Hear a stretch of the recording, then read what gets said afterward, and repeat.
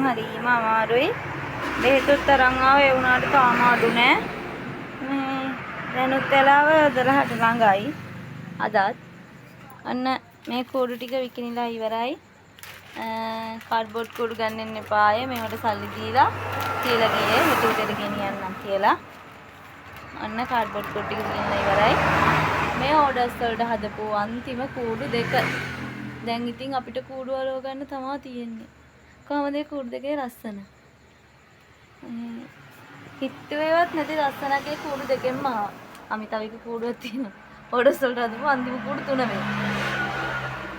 මේ කූඩු දෙකේ මාරව ලස්සනක් ආවා.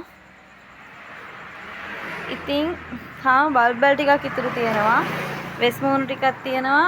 ප්ලාස්ටික් කූඩු ටිකක් තියෙනවා. එච්චර තමයි ඔයාලට ගන්න පුළුවන්. හෙට දවල් 12 වෙනකන් කඩේ ඇරලා තියෙනවා. මේ ඕඩර්ස් ටික බාර දෙන්න ඕන නිසා. නැත්තම් හෙට කඩේ වහන දවසක්.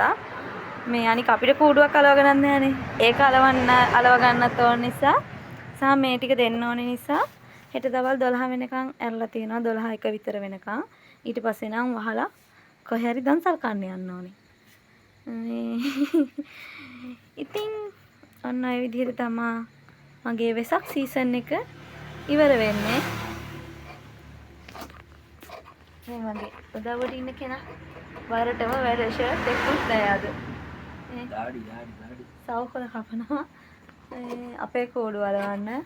දැන් අපේ කූඩු වලවන්න ගන්න ඕනේ. 12:00මාරයි මේ වෙනකොට වෙලාව.